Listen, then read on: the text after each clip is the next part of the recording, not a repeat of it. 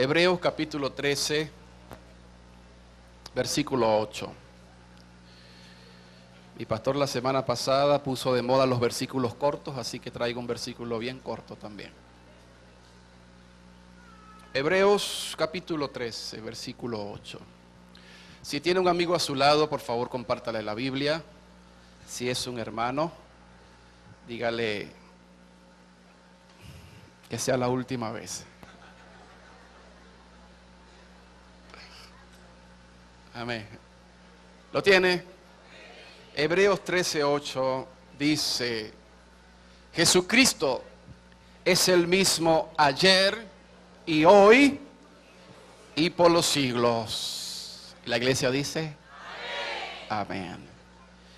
Yo quiero hablarte esta mañana un tema, como hoy es domingo, se llama realidades en contexto. Realidades, dígalo, realidades en contexto. Y hoy con la ayuda del Señor me propongo hablarte de tres realidades que vamos a analizar a la luz de la Escritura, a la luz de la Biblia. Hace unos años compartí un campamento que aquí en la iglesia se hablaba de exploradores. Hacían un campamento en un lugar llamado Píritu, en un lugar bien apartado de la ciudad, al aire libre.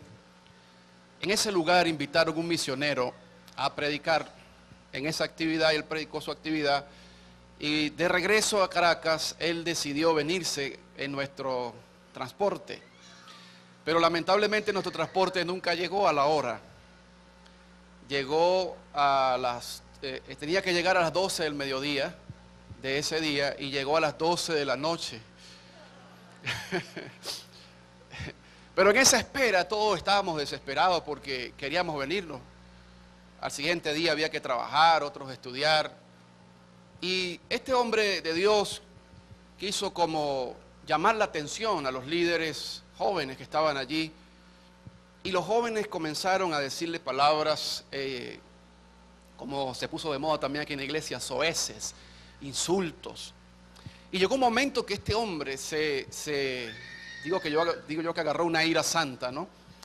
Y dijo: ustedes me están descontextualizando.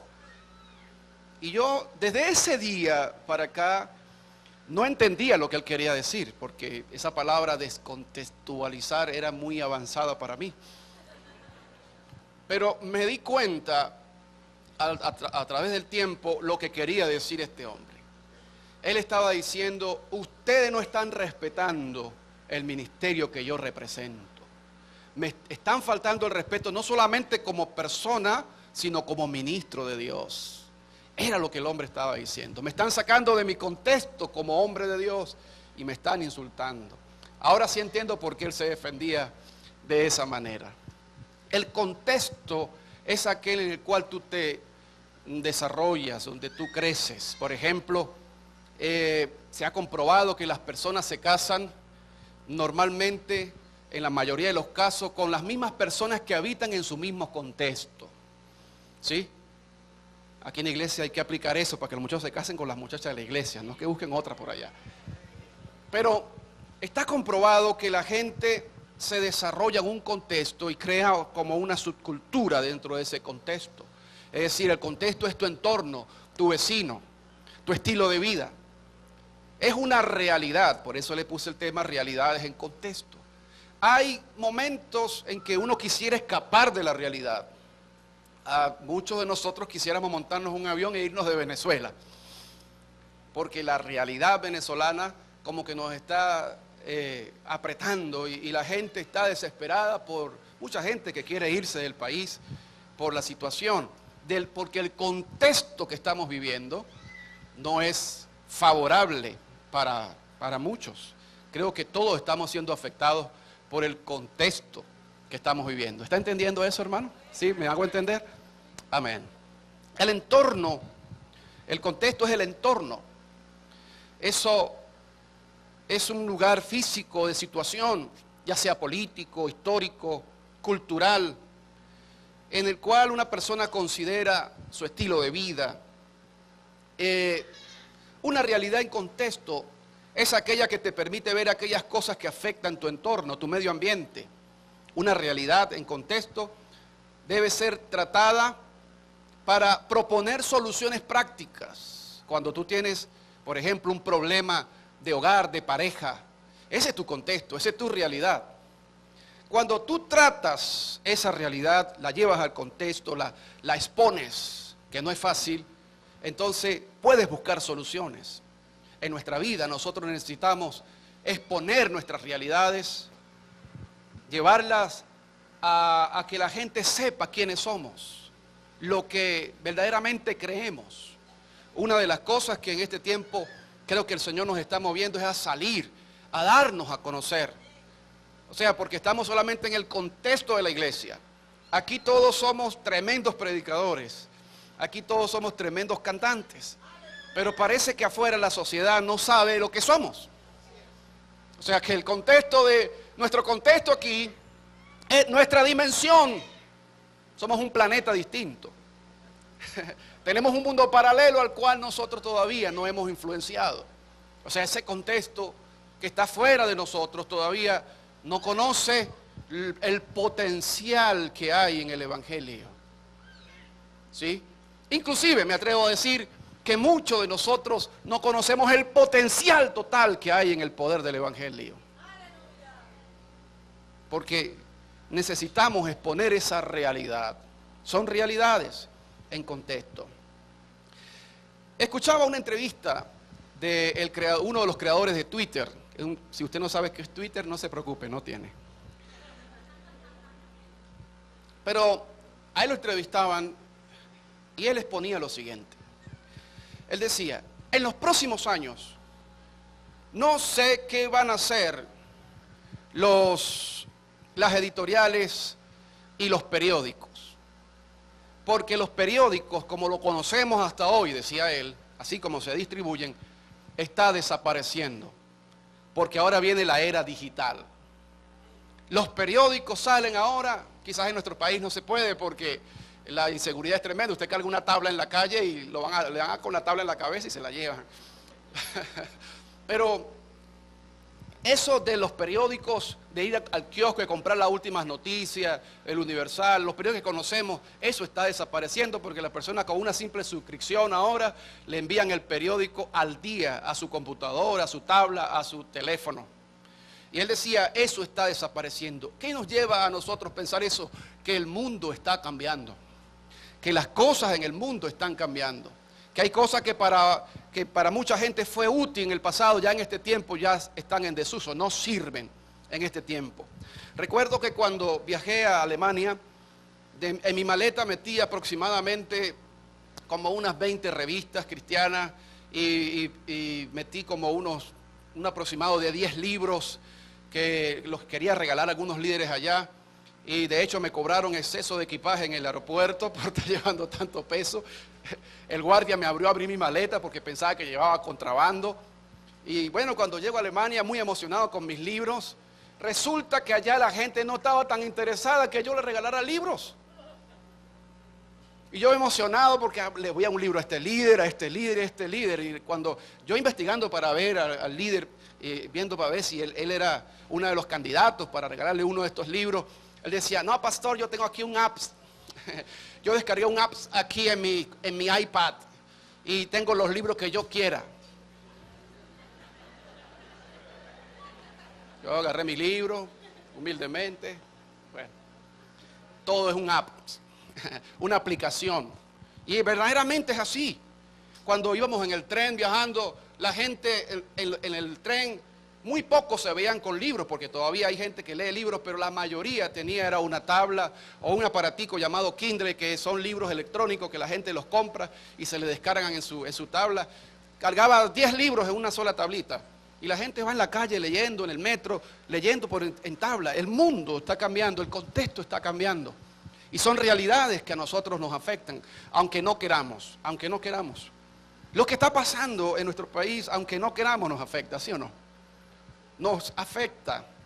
Inclusive nosotros entramos en temas de conversación que después que salimos de esos temas, decimos, ¿y por qué yo me metí en este tema? Porque el medio ambiente, el contexto nos puede influenciar. ¿Sabe? Conocí a un italiano alemán allí que leyó todos los evangelios en su celular. Y yo decía, ¿tú puedes leer en tu celular? Yo decía, pastor, yo paso toda la noche leyendo en mi celular. Yo no puedo. Yo no puedo hacer eso, pero ellos lo hacen. Eso nos indica a nosotros que el mundo está cambiando, que las cosas en el mundo están cambiando. Ahora, la manera de nosotros presentar el evangelio a esta generación no puede ser la misma. Yo creo que el Señor ha innovado, yo creo que el Señor se ha actualizado, pero hace rato, hermano. El Señor ya tiene todas las actualizaciones disponibles. Y lo tremendo de la palabra, que la palabra, y siempre lo decimos, que la palabra de Dios, aunque usted lea un versículo 50,000 veces, a las 50,001 veces, hay una revelación nueva. Y es que el Señor es tan tremendo en eso, porque Él siempre anda innovando. El Señor nunca se queda en el mismo sitio. Usted tuvo una experiencia con Dios hace 3 años, 4 años.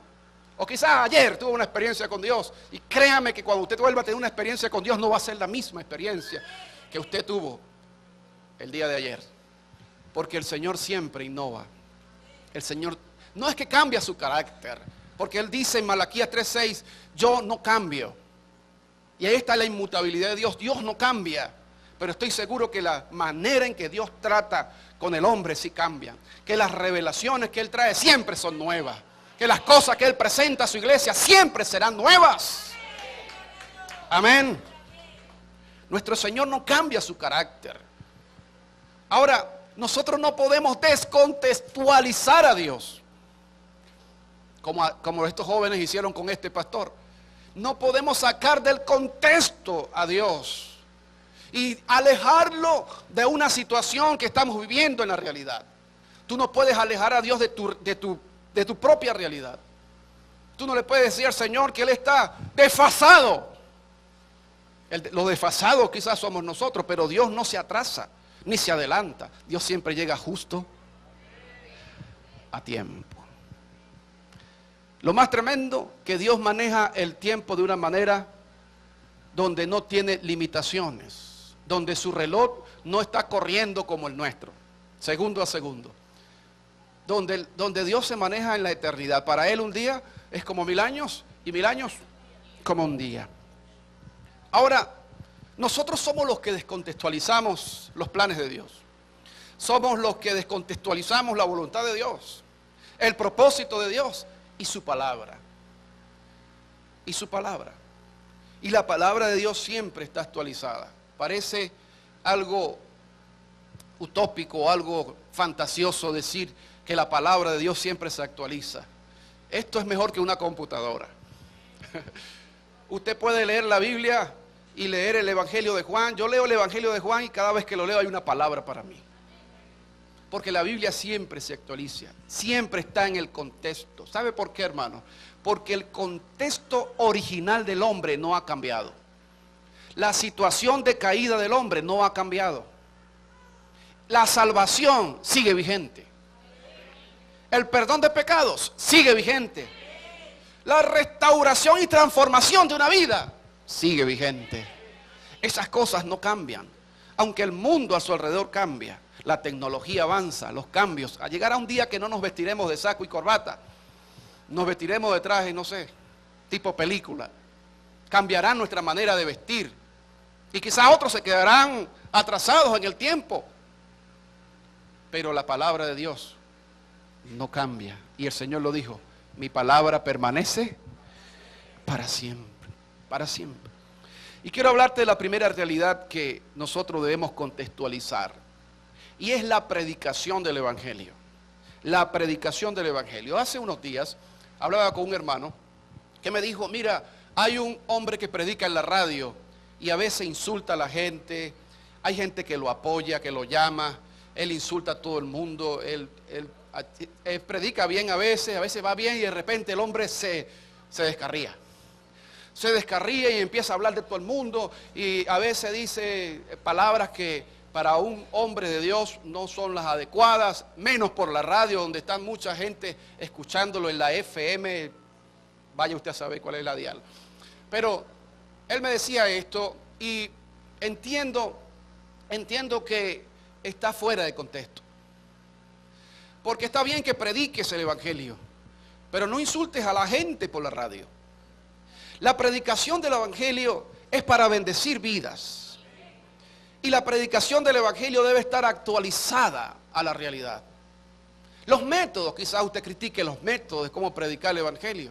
En los tiempos que yo creí en el Señor, cuando yo era más pequeño de lo que soy ahora, recuerdo que se usaban los métodos de predicación de calle, la gente a la calle a predicar, a pegar gritos en la calle. Funcionaba, hermano. La gente se arrepentía. Uno usaba un megáfono, un micrófono a voz populi, a grito ahí en la calle, abría su Biblia y lo que hacía como el hermano que pasaba el viento y ponía el dedo en el texto bíblico, listo, aquí voy a predicar. Pero había eficacia en eso, la gente se arrepentía, pero la gente ha cambiado. De hecho, hasta los mismos políticos han imitado la manera de los predicadores de calle para hablar sus discursos y saber qué técnicas usar. Porque resulta que en la iglesia se descubrió que hay didáctica y hay manera de llegar a la gente que la gente no lo sabe en la iglesia, pero el de afuera sí lo sabe. Dice que los mejores músicos están en la iglesia y los músicos de aquí no lo saben.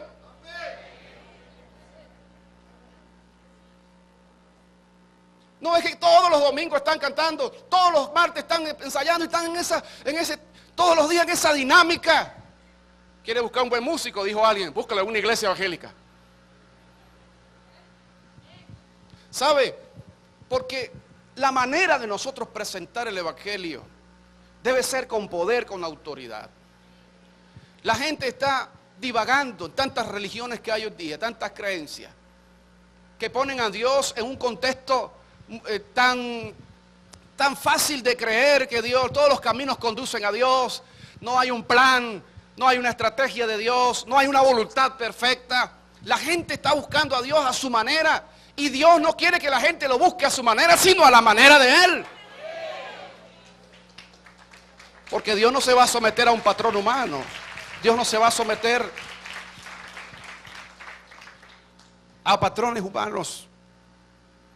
La gente tiene una perspectiva referente a las cosas espirituales y eternas. ¿Sabe? La predicación del evangelio lo que hace es colocar esa perspectiva que tiene la gente. Cuando usted le habla a un pecador de Jesús, del arrepentimiento, cuando lo pone a pensar.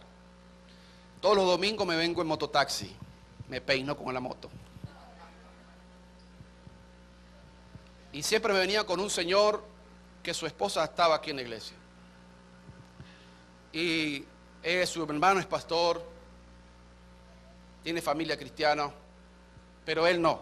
Él me decía, tranquilo hermano, que yo algún día, tranquilo hermano, tranquilo. Y cada vez que yo venía en la moto con él, soltaba un mensaje para él. Le decía un texto bíblico. Le decía, si tú te mueres hoy, ¿dónde vas a pasar tu destino eterno? Lo dejaba pensando. Siempre le hablaba a él del Señor. Siempre le hablaba del Señor.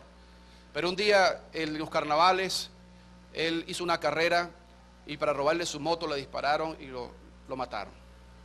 Murió.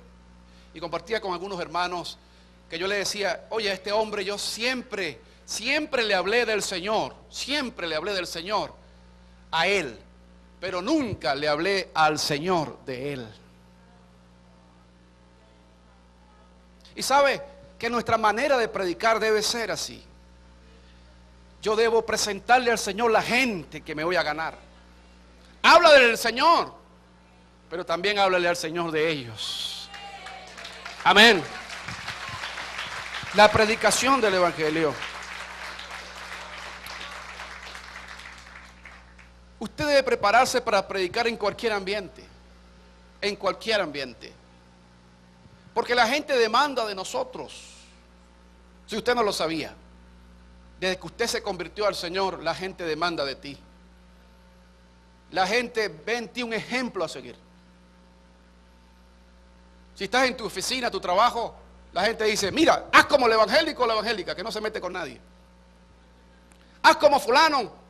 Mira la vida de esta persona. Siempre tú eres un punto de referencia. aprovecha eso para predicar el evangelio. Es una realidad. La gente está buscando, está tratando de escuchar.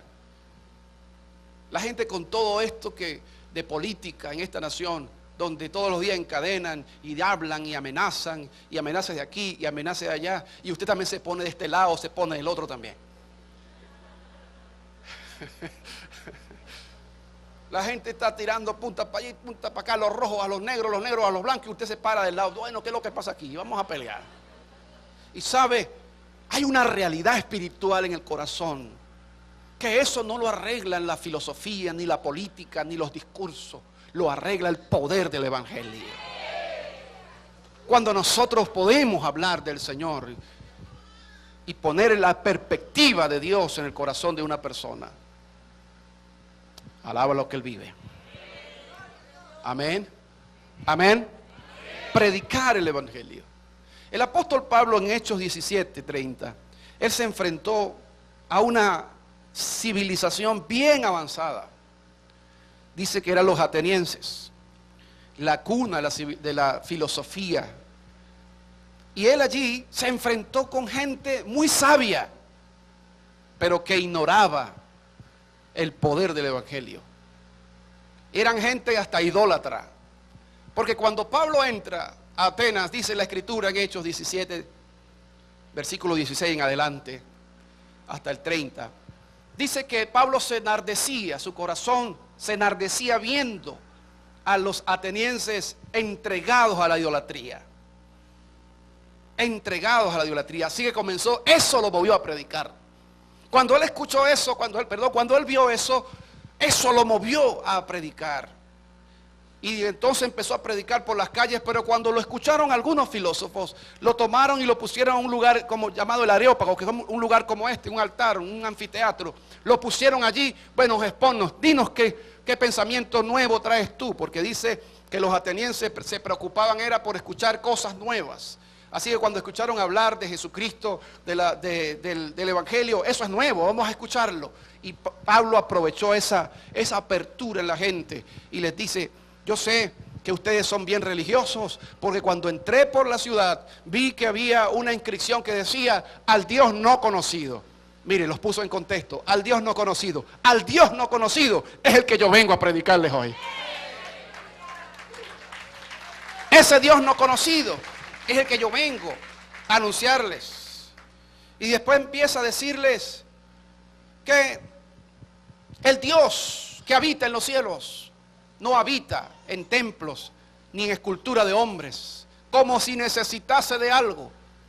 Y dice el apóstol Pablo a los atenienses que el Señor habita en el cielo y que ha hecho de un solo linaje, de una misma sangre a todos los hombres. Comenzó a ponerlos en perspectiva.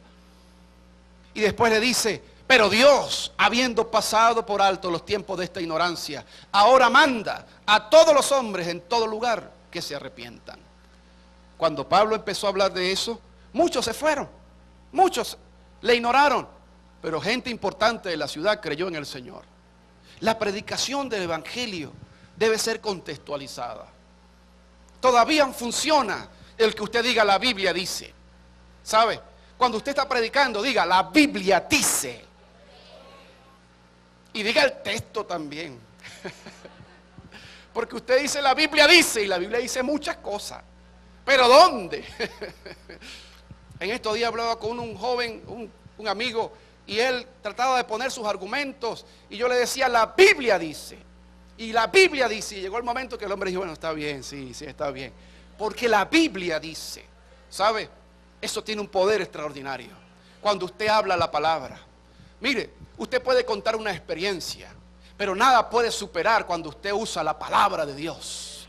Las experiencias son buenas. Las experiencias son buenas cuando se viven, cuando se comparten con otras personas, pero cuando se habla la palabra es la que transforma. La palabra es la que cambia la manera de pensar.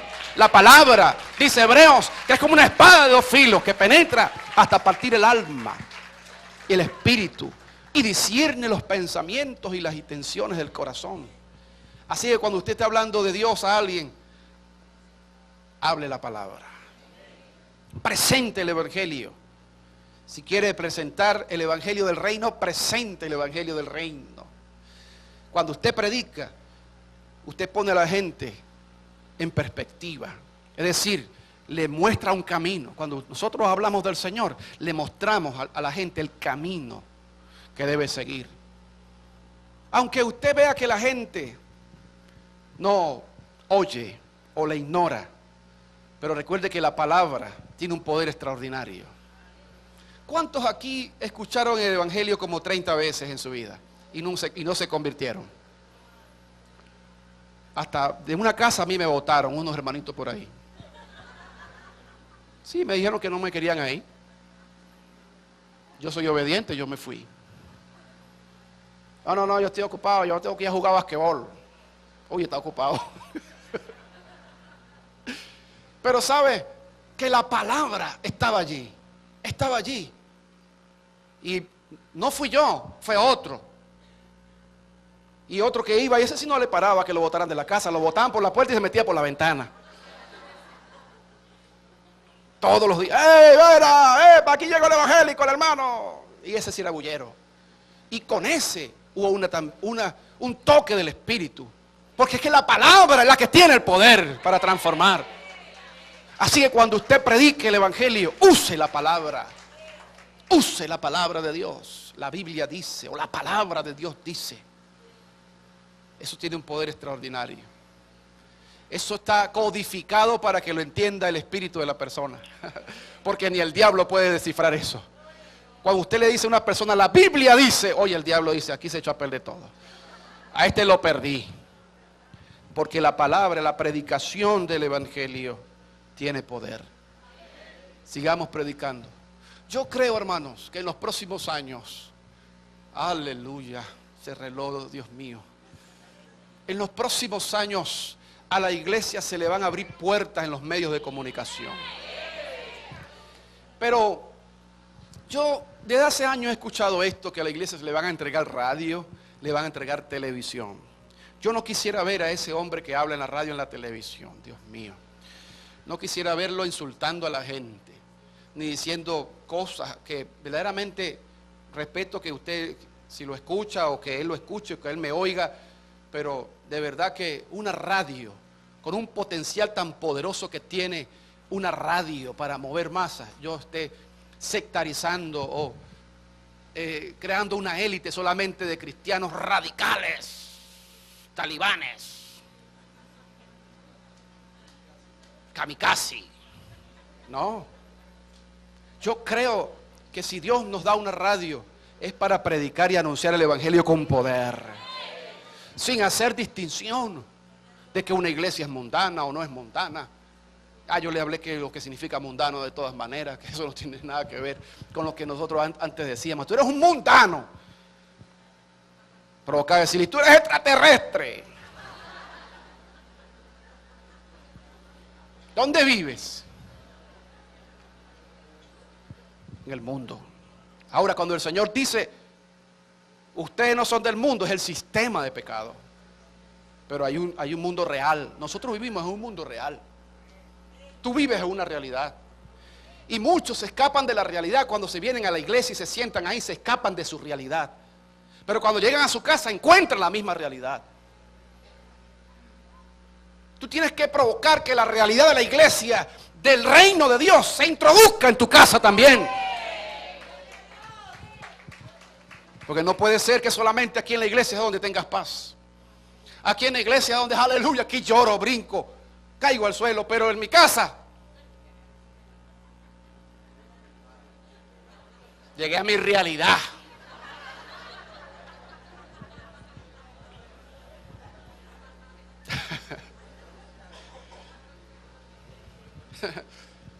Llegué a mi realidad.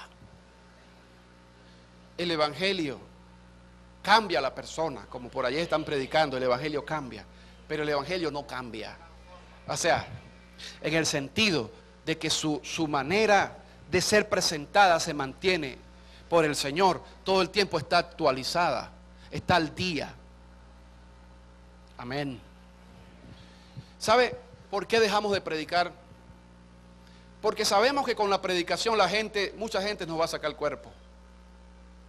Y mucho temor nos entra cuando sabemos que nos vamos a quedar aislados en una oficina, porque somos cristianos.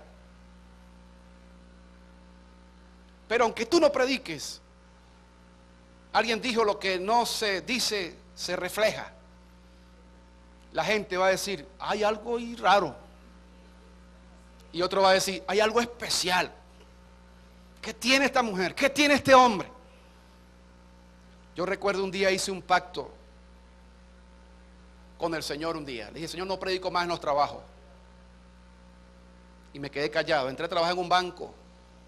Como al segundo mes, una de las cajeras me dice: Eduardo, ¿tú eres cristiano evangélico?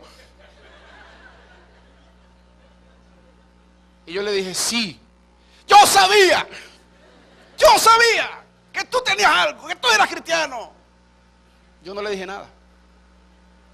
Así que en cualquier momento, si tú te quedas callado, alguien te lo va a gritar en la calle. ¿A usted no le ha pasado que se ha montado un bus lleno? Bueno, los que andamos en bus, los que no tenemos carro todavía, o en el metro, y de repente hay un varón por allá bien sanguíneo: ¡varón, Dios te bendiga!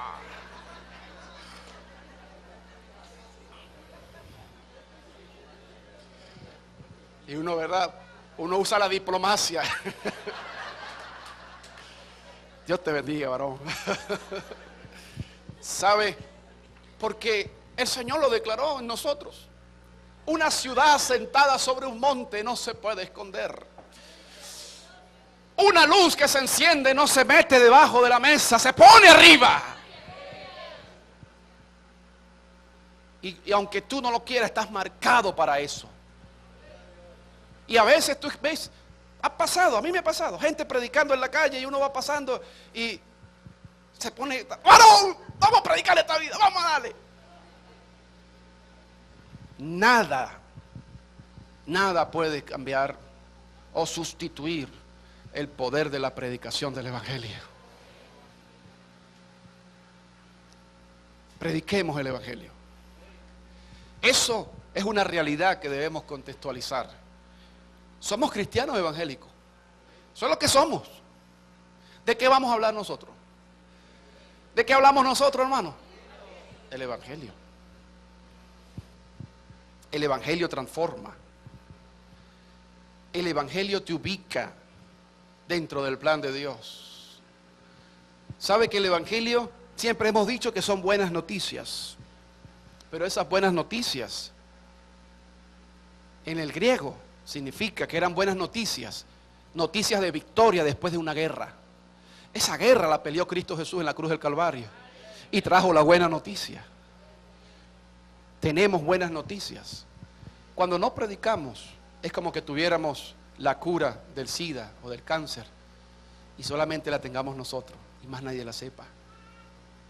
El Evangelio transforma, cambia. Usted es un testimonio vivo de eso. Si usted no cree eso, párese cuando salga del culto, véase en el espejo del baño por lo menos. Y se dará cuenta que el poder del Evangelio, que la obra que Cristo hizo, cuando usted le hablaron del Evangelio de Jesús, del reino, fue lo que produjo en usted lo que usted es ahora. Amén. Otra realidad, Dios mío, no llego a la tercera hoy. Voy a meter un doble nada más, hermano Juan. Un doble. Otra realidad es la profecía, que debemos ponerla en contexto. Y 1 de Tesalonicenses 5:20 nos dice: no menospreciéis las profecías. La profecía siempre está fresca. Yo creo que la profecía es la manera en que el Señor mantiene actualizada a su iglesia con los eventos que están sucediendo en su entorno. Mucha gente se me ha acercado y me ha dicho: hermano, esto que estamos viviendo hoy, yo lo soñé hace tantos años. Yo tuve un sueño así, así, así. O yo tuve una visión de esta manera. O fue un profeta que lo habló por allá. La profecía es la manera en que Dios mantiene a su iglesia al día con lo que viene, con lo que va a pasar. La mantiene al día. update. ¿Verá, Manolar? La mantiene al día. La profecía. Nosotros debemos estar pendientes de lo que Dios está hablando. ¿Qué persona está en sintonía con lo profético? Porque posiblemente lo que yo quiero saber, Dios no me lo reveló a mí, sino a otra persona. Por eso es que el apóstol dice, no menospreciéis las profecías. Porque puede ser que Dios me lo ocultó a mí, pero hay otra persona que no es de la iglesia, que tiene la revelación de la profecía. Debo estar pendiente. ¿Qué personas están en sintonía? ¿Qué mensaje está resonando en el ambiente que viene de parte del Señor? Debo estar pendiente porque la gente está clamando en su interior. Quiere escuchar la opinión de Dios. En esto que está pasando en nuestro país, es la oportunidad que tenemos nosotros de decirle a la gente, ¿qué piensa Dios de todo esto? Tremenda oportunidad para predicar. Haga la prueba. Compártale un salmo a alguien, una lectura bíblica, para que usted se dé cuenta que la gente sí quiere buscar de Dios. Si hay una necesidad en el corazón de buscar de Dios. La profecía debe estar acompañada de señales. Esas señales son las que marcan su fiel cumplimiento. En la Escritura, por ejemplo, hay un caso de un profeta que fue de parte de Dios, de Judá a Israel, cuando el reino estaba dividido. Y estaba del lado del reino del norte, estaba gobernando Jeroboam. Era un rey pagano. Y había nombrado su propio Dios. Y sacrificaba en el altar hasta niños y seres humanos. Y Dios le envía un profeta. Y en ese momento que él está ofreciendo sacrificio, llega el profeta y señala el altar. Y le profetiza, no al rey, no al pueblo, le profetiza al altar. Le dice, altar, altar, hoy sobre ti se sacrifican animales, pero llegará el momento que se sacrificarán huesos de hombres, de todos los que han pecado contra el Señor. Y la señal será que en este momento tú te partirás. Y el altar se rompió en dos. Una señal. Y entonces el rey dijo, atrápenlo. Y cuando hizo así, se quedó así. Porque la palabra profética tiene una autoridad tremenda también. Por eso el apóstol dice, no menospreciéis las profecías. Lo que Dios te ha dicho, no lo menosprecies. Analízalo, ubícalo.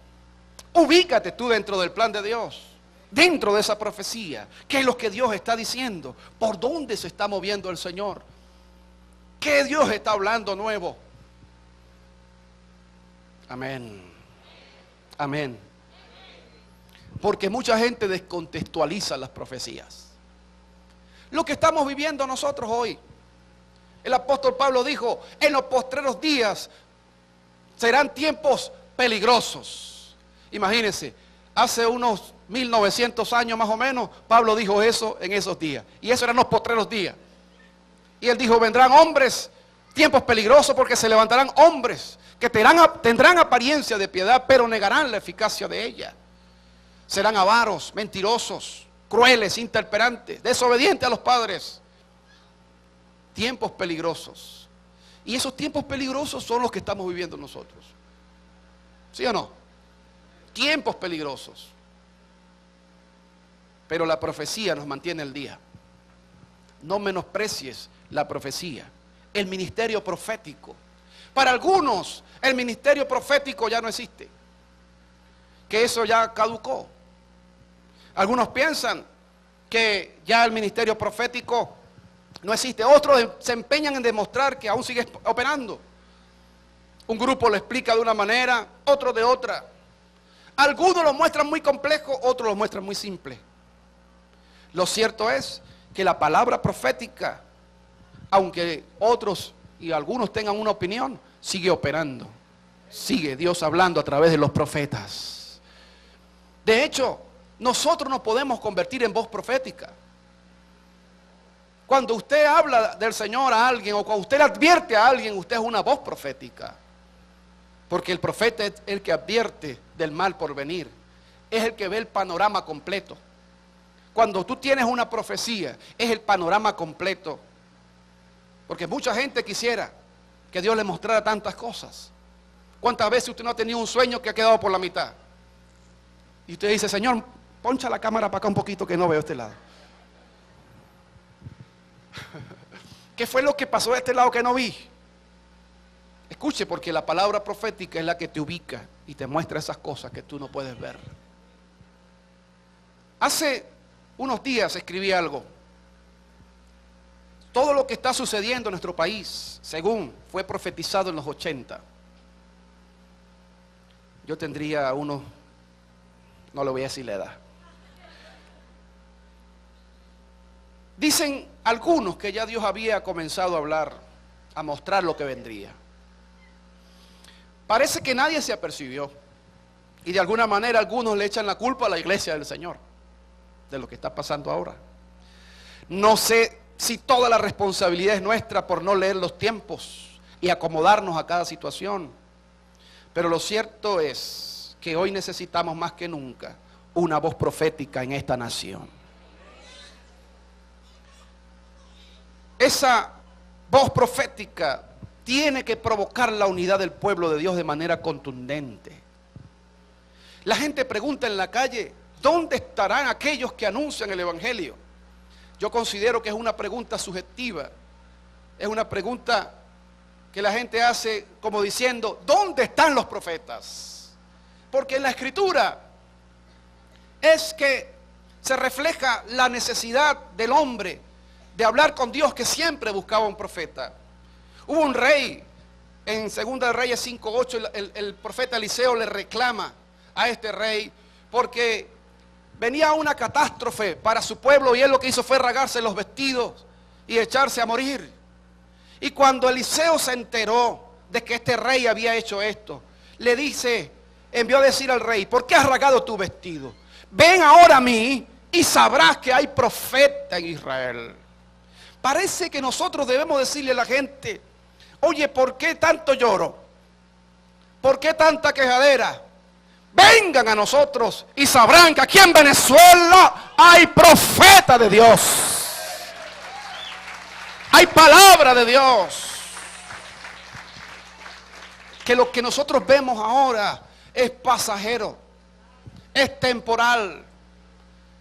Que lo que pase en este país a la iglesia sí le va a afectar. Humanamente usted tiene que hacer cola. Humanamente tiene que hacer cola para comprar harina, leche. ¿Verdad que sí? Caucho, batería, celulares. Tiene que hacer cola. Pero sabe, la naturaleza de la iglesia no puede ser afectada por la crisis. Si usted pregunta en otras naciones, por ejemplo como China, en China se dice que hay el avivamiento más grande de toda la historia de la iglesia. Nadie lo sabe. Porque como ahí, usted no puede decir abiertamente que es cristiano evangélico, ni cristiano, a cualquier denominación que sea, porque lo meten preso, le quitan la Biblia, se la botan, se la queman, si la tienen en el celular, le quitan el celular. El cristiano allá tiene que estar escondido, pero hay millones y millones de cristianos. Esa iglesia, a pesar del sistema que vive, su naturaleza permanece, porque ahí se cumple la palabra, que las puertas del infierno no prevalecerán contra la iglesia. Contra la iglesia. La voz profética de Dios. Voy a decir algo que me va a comprometer en este tiempo. Si quiere lo edita, hermano. Edítelo, no me enfoque. Me enfoque para allá. Claro, porque me voy a comprometer con lo que voy a decir.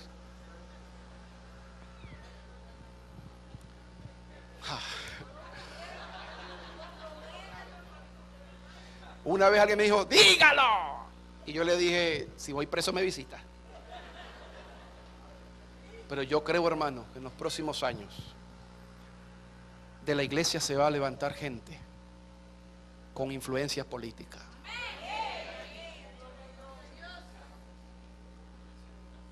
Y sabe que los políticos en esta nación saben que nosotros sabemos, que ellos saben,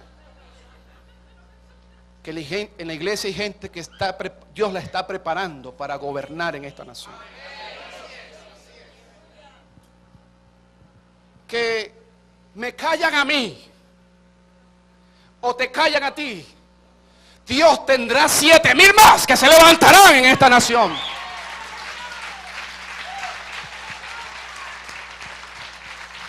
Pero parece, hermano, que los profetas hoy se han quedado callados. Parece que los profetas hoy ya no acusan el pecado. En los tiempos del Antiguo Testamento, los profetas eran los que venían a decirle al rey o a la gente su pecado. Pero como que no da miedo ahora decir cuál es el pecado de esta nación. Cuál es el pecado de un gobernante, sea el amarillo, sea el negro, sea el que esté gobernando. El rojo, el azul, el que esté gobernando. Parece que nos da temor señalarles su pecado. Y decirle, mantener una convicción firme, no negociar nuestra santidad. No negociar nuestras convicciones. Porque yo entiendo que hay gente cristiana. Estaba escuchando a un hombre en una reunión que decía que en la actualidad este gobierno no quiere cristianos evangélicos alrededor de ellos. No los quiere. Se dejan permear muy fácil. Y sabe, la iglesia verdaderamente nacimos para predicar el evangelio. Pero la predicación del evangelio también produce cambios sociales. Produce cambios morales. La voz profética no debe ser menospreciada. Ya me comprometí. ¿Y ahora qué? La voz profética. Dios sigue hablando hoy. Dios sigue tratando hoy. Póngase de pie, hermano. Yo terminé.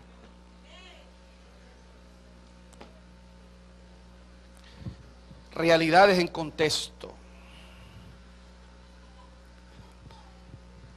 La iglesia puede ser, el pastor Donaldo decía que la iglesia soy yo.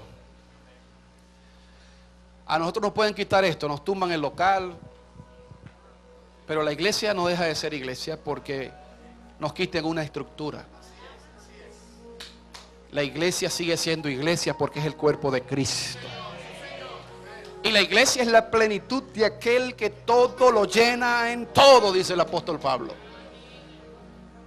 Todo lo llena, todo. Sea de influencia. Hermano, si usted trabaja en el gobierno, sea en la alcaldía, de la oposición o en el gobierno, con el oficialismo, sea de influencia allí. Sea de influencia. Dios te llamó para que seas de influencia. Yo respeto tu línea política. Yo tengo la mía. No te la voy a decir.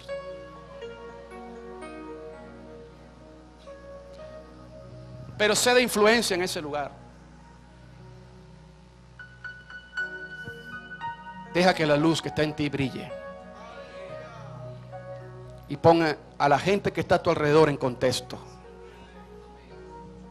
Yo quiero que ores por la persona que está a tu lado allí. Pon la mano sobre el hombro de la persona que está a tu lado.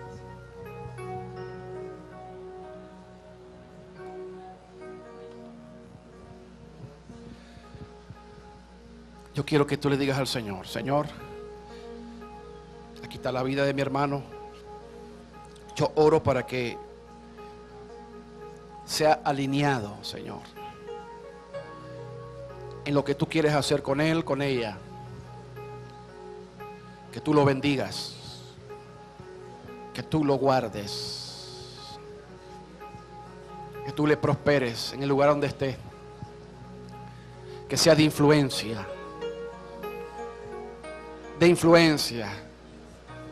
sobre la gente que está a su alrededor, que sea de bendición,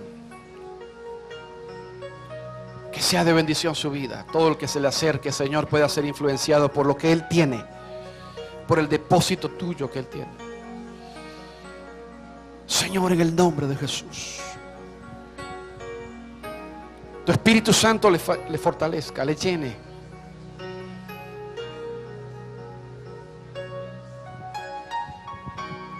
Aleluya.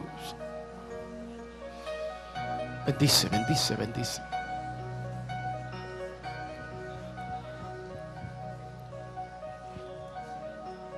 Bendícele, Señor, bendícele, bendícele. Aleluya. Quiero orar por los amigos que han venido hoy. Si hay alguien que vino por primera vez y desea recibir al Señor en su corazón,